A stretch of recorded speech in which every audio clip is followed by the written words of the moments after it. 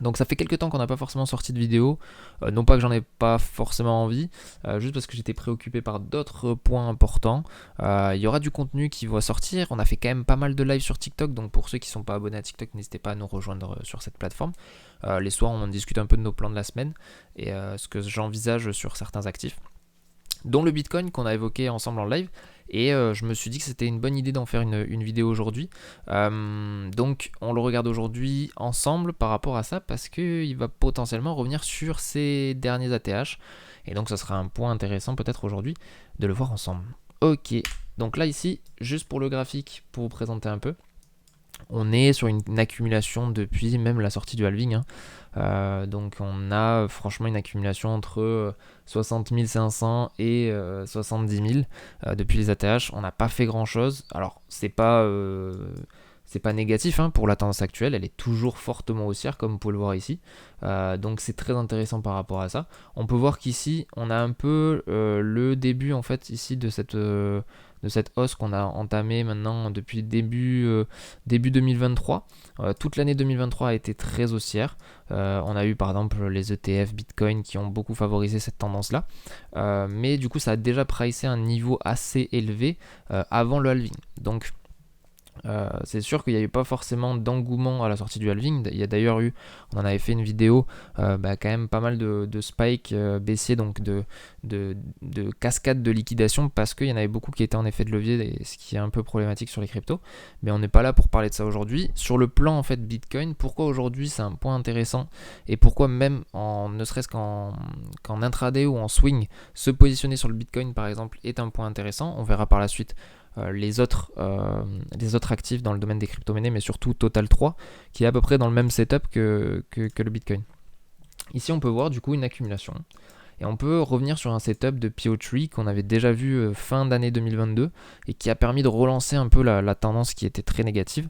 Je vais vous le montrer juste ici. Hop, en fin 2022, si on se positionne, on a eu ça. Accumulation, manipulation avec une dernière mèche qui était vraiment pas jolie, et pour ensuite repartir de plus belle. Et depuis, on a fait vraiment une tendance qui était nettement haussière. Par rapport à ça, je ne dis pas que ça va se passer ici, mais en tout cas, on a un setup intéressant en journalier sur lequel on peut se positionner si on réintègre ce support-là des 60 000 à peu près. Même ici, personnellement, s'il y a un setup en 4 heures ou quoi, se positionner là avec un stop loss en dessous des derniers plus bas qui ont pris les liquidités, qui est venu chercher toutes les liquidités du range ici, qu'on avait déjà eu pendant des mois et des mois là. Et donc si on réintègre, on peut de nouveau relancer la tendance haussière qui était fortement haussière, et revenir dans une tendance qui était initialement haussière. Donc ça c'est très intéressant comme setup à regarder. Il n'y a pas que ça qui rentre en jeu. Bien sûr que le halving est favorable à une expansion des prix. Il y a aussi la bande de Bollinger hebdomadaire qui est très intéressante sur le Bitcoin et qu'on peut voir ici, qui est fermée. Donc on peut voir qu'il y a déjà eu une réaction. Alors se positionner de manière aveugle sur cette bande de Bollinger n'est pas le plus intéressant, mais on peut voir qu'il y a la MM50 qui garde le flux en tendance swing, qui est fortement haussière également. Donc c'est toujours positif pour les acheteurs, en tout cas de se positionner ici sur des setups plus intéressants et sur des unités de temps peut-être plus faibles. Donc ça c'est très intéressant, et donc ce qui me fait penser que ce setup a de grandes probabilités de se réaliser. Donc ça c'est super intéressant. À savoir que je vous ai sorti un petit tweet, on va se mettre en weekly, ici, que vous voyez souvent, mais en réalité ça en dit long quand même sur le halving, c'est que c'est un peu flou quand même, mais bon, c'est pas grave. À chaque fois qu'il y a le halving, c'est vrai que les premiers mois, là on est en unité de temps mensuelle, hein, chaque bougie représente un mois, mais c'est pas là où ça part directement au niveau des crypto-monnaies. Ça part quelques mois après. On peut voir que les premiers mois sont timides, et c'est ensuite que ça repart un peu de plus belle. Alors là on est sur le Bitcoin, on n'est pas sur l'ensemble des crypto-monnaies, mais en tout cas sur le Bitcoin c'est comme ça que ça se schématise. L'historique ne veut pas dire que ça va se passer comme ça dans les prochains mois, mais en tout cas c'est plutôt cohérent, et c'est normal que là on n'en entende plus parler, parce que tout le monde du coup ne souhaite plus investir sur ces niveaux-là qui sont pour eux très élevés, et surtout que la plupart des altcoins se sont fait un peu déchirer, quoi. Donc ça se comprend. Il y avait également le même schéma sur Total 3.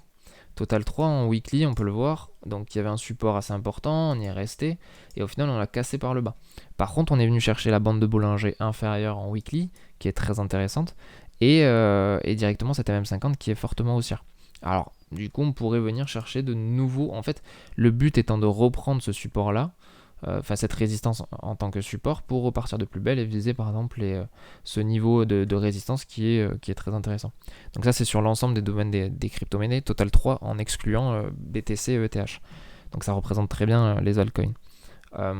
Mais voilà, c'est un peu dans la même dynamique que le BTC.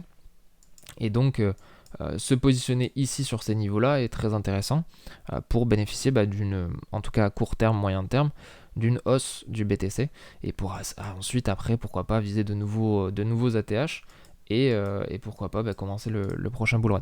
Mais je pense que c'était intéressant aujourd'hui d'en faire une petite vidéo pour faire un petit rappel en sachant qu'on avait déjà évoqué un point très intéressant il y a quelques semaines, voire peut-être quelques mois, où voilà, se positionner était intéressant. Ça l'était, on a eu une petite baisse supplémentaire sur certaines alts, même si voilà, honnêtement, il y a des RNDR, c'est toujours en structure graphique intéressante. On a des runes qui sont sur des supports intéressants également. Link qui est très belle également. Voilà, qui a un peu plus de mal, mais vous voyez, je pense qu'on en avait parlé en avril. En avril, on est toujours sur les mêmes niveaux, on n'a pas bougé. Donc voilà. J'espère que cette vidéo vous a plu. On va reprendre des petits formats comme ça qui me permettent d'être plus en contact avec vous. On va également aussi peut-être faire des préparations de semaine. N'hésitez pas, pour ceux qui ont regardé jusqu'à la fin, de venir sur Instagram et de me poser des questions directement en message privé si vous en avez. J'y répondrai avec plaisir. Et puis après sur TikTok, n'hésitez pas parce qu'on fait des lives de temps en temps et c'est très, très intéressant niveau pédagogie. Voilà, je vous souhaite une bonne fin de journée et je vous dis à bientôt. Ciao ciao.